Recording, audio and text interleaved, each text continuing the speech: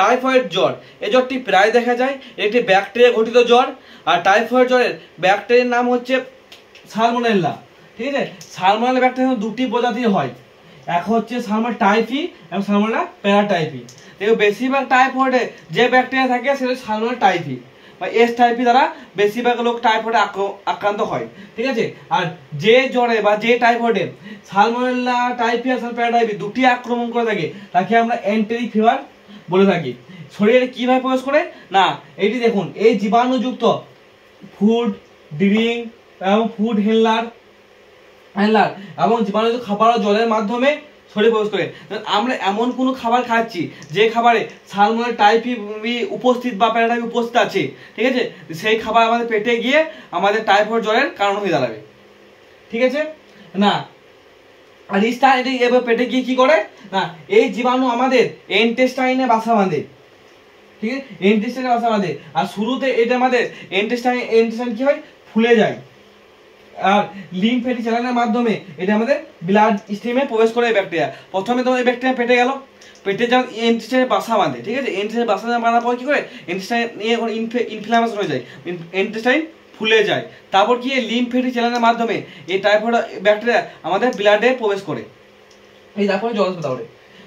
এই সময়ে ট্রিটমেন্ট করা না হলে কি হবে, সময়ে ট্রিটমেন্ট যদি করা না করা হয় তো ব্যাকটেরিয়া ইন্টেস্টাইনকে কি ছিদ্র করে দেয়, ঠিক আছে, যার ফলে আমাদের পেট ফুলে যাবে আর এর ফলে সার্জারির দরকার হবে। টাইফয়েড জ্বর, দেখুন টাইফয়েড জ্বর যদি আপনি অ্যান্টিবায়োটিক না খান তাহলে জ্বরটা সাধারণত 4 সপ্তাহ থাকতে পারে। আর 4 সপ্তাহে কি কি লক্ষণ দেখা দিতে পারে তা দেখুন। টাইফয়েড জ্বরের সিমটমস কি হচ্ছে না, সকালে জ্বর কম থাকে আর বেলার সাথে সাথে ধীরে ধীরে জ্বর বাড়তে থাকে। মনে করুন সকাল দিকে দেখুন আপনার জ্বর নেই, ঠিক আছে, দুপুর থেকে জ্বর ভাব লাগবে আর সন্ধ্যা থেকে হালকা জ্বর আসতে পারে, এরকমই ওর লক্ষণ দেখা দেয়। ঠিক আছে, এবার দেখুন টাইফয়েড জ্বর ফার্স্ট উইকে কি লক্ষণ আর সেকেন্ড উইকে কি লক্ষণ। দেখুন ফার্স্ট উইকে যা থাকবে সেকেন্ড উইকে তার তীব্রতা বাড়তে থাকবে, বেশি দেখা দেবে, হাই দেখা দেবে, হাই লেভেল। দেখুন ফার্স্ট উইকে ফিভার মাইল্ড টু মডারেট। দেখুন এই জ্বর মাইল্ড টু মডারেট ফার্স্ট উইকে থাকে, ফার্স্ট উইকে সকাল থেকে জ্বর থাকবে, সন্ধ্যা থেকে বাড়তে থাকে। আর একটা জিনিস মনে রাখুন, এই টাইফয়েড জ্বর যত দিন যায় তত কিন্তু তার তীব্রতা বাড়তে থাকে। মনে করুন আজ আপনার হাইয়েস্ট জ্বর এসছে 99.6, কাল সেটা হবে 99.8, পরশু হবে 100, ঠিক আছে, তারপরের দিন হবে 100.2, এমনি করে জ্বর ও তীব্রতা বাড়তে থাকে। ঠিক আছে, সেকেন্ড উইকে সেটা কি দাঁড়াবে না, হাই ফিভার, তখন নাকি সবসময় জ্বর লেগে থাকবে। আর কি রয়েছে কনস্টিপেশন, প্রথম সপ্তাহে কনস্টিপেশন হবে, পায়খানা শক্ত হবে, দ্বিতীয় সপ্তাহে সেটা ডায়রিয়ায় পরিণত হয়ে যাবে। ফার্স্ট উইকে ব্রাকিকার্ডিয়া মানে কি, এটা পালস রেট স্লো থাকবে, ঠিক আছে, আর সেকেন্ড সেটা টাকিকার্ডিয়া দেখা দেবে। আর ফার্স্ট উইকে ডিসপেপসিয়া মানে বদ হজম, অ্যাসিডিটি মানে যে গ্যাস হওয়া, আর চেস্ট বার্ন মানে মুখে জ্বালা করবে। ঠিক আছে, সেকেন্ড সপ্তাহে ওইগুলি থাকবে। ফার্স্ট সপ্তাহে কি টাইফয়েড টাঙ্গু মানে যে জিভের মাঝে টাইফয়েডে একটা জিভের যেটা দেখা যায়, জিভের মাঝে সাদা কোটিং দেখা দেয়, ঠিক আছে, আর পাশে কিন্তু উজ্জ্বল করবে, ওটা জিভেই হবে, ঠিক আছে, ওটা টাইফয়েড জ্বরের লক্ষণ বুঝতে হবে। আর কি না দেখুন, আর বডি পেন উইকনেস হেডেক এল থাকে, বডি পেন উইকনেস হেডেক এল থাকবে কি, ঠিক আছে। আর কি না সপ্তাহে শেষে তল পেটে, সপ্তাহে শেষে মানে প্রথম সপ্তাহ শেষে তল পেটে গোলাপি রকম দাগ দেখা দিতে পারে, ঠিক আছে। আর কি সপ্তাহে শেষে লিভার পিলিয়া অর্গানগুলি বড় হতে পারে, মানে আপনি হাত দিয়ে লিভার স্পর্শ করতে পারেন, মানে অনুভব করতে পারবেন, ঠিক আছে, হাত দিয়ে, ঠিক আছে, লিভার বড় হয়েছে বা পিলিয়া বড় হয়েছে হতে পারে, ঠিক আছে। আর এর সেকেন্ড সপ্তাহে কি কি দেখো আদা হয়েছে, পোলা বকে মানে ভুলভাল বকবে।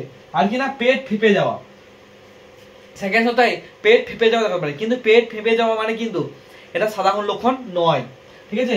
ইন্টেস্টাইন ছিদ্র হয়ে যাওয়া, ওই ব্যাকটেরিয়া ইন্টেস্টাইনকে ছিদ্র করে দিতে পারে সেকেন্ড সপ্তাহে, ঠিক আছে। আর সাধারণত ইন্টেস্টাইন পেট ফেঁপে যাওয়া মানে ইন্টেস্টাইন ছিদ্র হওয়াকে সংকেত করা হয়, ঠিক আছে। ইন্টেস্টাইন ছিদ্র হয়ে গেলে আপনার উপায় হচ্ছে হসপিটালে ভর্তি করে সার্জারি করতে হবে, না কিছু উপায় নেই, নাহলে মারা যাবে। দেখুন তৃতীয় সপ্তাহে টাইফয়েড লক্ষণ, তৃতীয় সপ্তাহে টাইফয়েড চিকিৎসা না হলে তৃতীয় সপ্তাহে এই শুভ লক্ষণও প্রকাশ পেতে পারে, আবার অশুভ লক্ষণও প্রকাশ পেতে পারে। না শুভ লক্ষণ কি, শুভ লক্ষণ যদি মানে হচ্ছে রোগীর মুক্তির কিছু কিছু লক্ষণ দেখা দিতে পারে টাইফয়েড দেখে, ঠিক আছে। যাই হোক রোগীর অবস্থা ভালোর দিকে গেলে তখন তাই তৃতীয় সপ্তাহে জ্বর সাধারণত কমে আসে, কিন্তু তবে এটি একেবারে নর্মাল হয় না, রেমিটাল ফিভারের মতো ওঠানামা করে। মানে কি সকাল থেকে কম বেশি কম, বিকেল থেকে বেশি এরকম ভাবে ওঠানামা করে। আগে অশুভ লক্ষণ, আবার অবস্থা মারাত্মক হতে পারে, জটিল উপসর্গ এসে অবস্থাকে আবারও সাংঘাতিক করে দিতে পারে। ঠিক আছে, যেমন দেখুন এটি কি, এদের প্রথমত জানেন যে এন্টিসাইন ছেদা করতে পারে, তো ঠিক আছে। আর কি কি করতে পারেন দেখুন, রোগীর নিশ্চেদ হয়ে যেতে পারে এবং নড়াচড়া শক্তি থাকে না রোগীর। আর কি হার্ট কমজোর হয়ে যায়, ও ব্যাকটেরিয়াগুলো হার্ট কমজোর করে যাবে, বিপি লো হয়ে যেতে পারে। আর শ্বাসকষ্ট ও বুক ধড়ফড়ায়, অচেতন অবস্থায় পড়ে থাকে, জিভ হাত পা মৃদু খিচুনি হয় এবং কাঁপুনি দিয়ে জ্বর আসতে পারে মাঝে মাঝে। আর টাইফয়েডে কমায় চলে যেতে পারে, টাইফয়েড কমা খুবই সাংঘাতিক, ওটা চলে যেতে পারে। টাইফয়েড জ্বরের চতুর্থ সপ্তাহে কি কি সিমটম দেখা যেতে পারে দেখুন। টাইফয়েড চতুর্থ সপ্তাহে, এই সপ্তাহে রোগী ধীরে ধীরে ঠিক হতে থাকে, যাকে আমরা কনভালসেন্ট স্টেজ বা আরোগ্য ব্যবস্থা বলে থাকি। এই পর্যায়ে কি ব্যাকটেরিয়া আমাদের শরীরে রেজিস্ট্যান্ট হয়ে যায়। ঠিক আছে, আর দেখুন অপর দিকে চিকিৎসা না হলে রোগী দ্বিতীয় বা তৃতীয় সপ্তাহে মৃত্যু হয়ে যেতে পারে।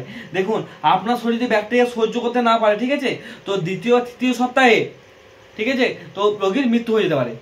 আর কি দেখো এটা কি কি লক্ষণ দেখা যাবে না, পেট ফাঁপা কমবে, লিভার ও প্লিহা যেটা বেশি বড় হয়েছিল সেটা কমে যাবে, আর জিভ পরিষ্কার হয়ে যাবে, খিদে বাড়ে, আর কি পালস স্বাভাবিক হবে। ঠিক আছে এভাবে। আর দেখো রোগী কিন্তু এটা পুরোপুরি সুস্থ বা কাজকর্ম করতে আরো কয়েক সপ্তাহ বা এক মাসও লাগতে পারে।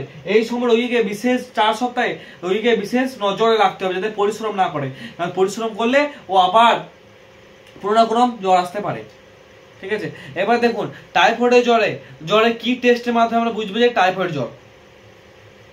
টাইফয়েড বা প্যারাটাইফয়েড এই রোগটি কি টেস্টের মাধ্যমে জানা যাবে না, ব্লাড টেস্টের মাধ্যমে জানা যাবে।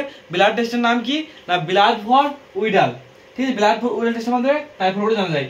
কিন্তু এই রোগটি 10 দিনে পুরনো না হলে, 10 দিন বা মিনিমাম 7 দিনে পুরনো না হলে উইডাল রিপোর্টে সঠিক রিপোর্ট আসে না। কারণ উইডাল টেস্ট এক সেরোলজি ব্লাড টেস্ট, দেহের ভেতরে টাইফয়েড জীবাণু কার্যকর অ্যান্টিবডি সৃষ্টি হয়েছে কিনা তার কিছু জানা যায়। উইডাল টেস্টটা কিনা একটা সেরোলজি মানে অ্যান্টিবডি টেস্ট। যখন আমার শরীরে টাইফয়েডের ব্যাকটেরিয়া প্রবেশ করলো, আমাদের ব্লাডে WBC সেল ওকে মারতে আসবে। ঠিক আছে, যার ফলে কি আমাদের শরীরে টাইফয়েডের বিরুদ্ধে অ্যান্টিবডি তৈরি করবে। ঠিক আছে, ওর সাথে আমাদের এই সেলের লড়াই হবে এবং অ্যান্টিবডি তৈরি করবে। এবার দেখুন শরীরে কোনো ব্যাকটেরিয়া ঢুকলো, অ্যান্টিবডি তৈরি করতে টাইম লাগবে ভাই, তো মিনিমাম 7 থেকে 10 দিন টাইম লাগবে অ্যান্টিবডি তৈরি করতে। ঠিক আছে, তাছাড়া ধরা পড়বে না। ওর যে টাইফয়েডের ব্যাকটেরিয়ার বিরুদ্ধে আমাদের শরীরে অ্যান্টিবডি তৈরি করেছে কি না করেছে সেটা জানা যায়। অ্যান্টিবডি তৈরি করেছে তার মানে আমাদের শরীরে সালমোনেলা ব্যাকটেরিয়া বা প্যারাসালমোনেলা টাইপই আছে। ঠিক আছে, এবার দেখুন রিপোর্ট কিভাবে দেখবো।